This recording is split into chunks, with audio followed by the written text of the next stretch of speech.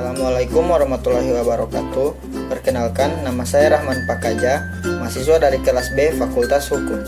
Di sini saya akan mempresentasikan materi tentang perbandingan sistem hukum adat, hukum Islam dan hukum Barat ditinjau dari segi sumber, struktur, dan dari lingkup masalah.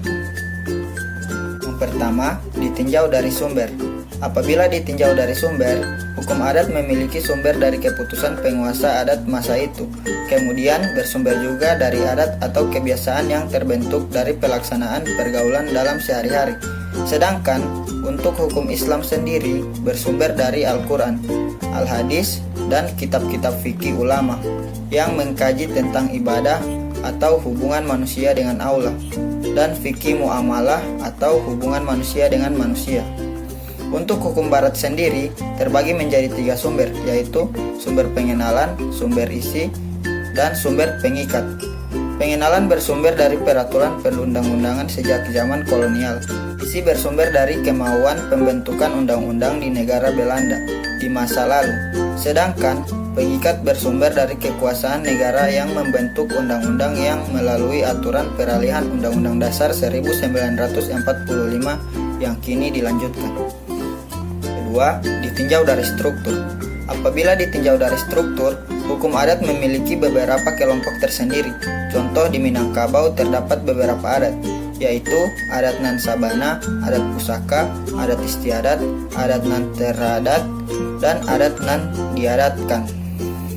Sedangkan hukum Islam sendiri memiliki struktur sentral, yaitu Al-Quran Al-Karim, kemudian Sunnah Nabi atau hadis Nabi, hasil istijad dari para imam mujtahid, serta kias dari forum diskusi keilmuan. Untuk struktur hukum Barat adalah kitab undang-undang yang dibuat oleh lembaga legislatif, kemudian keputusan hakim, dan amalan keputusan. Dan yang terakhir, ditinjau dari lingkup masalah.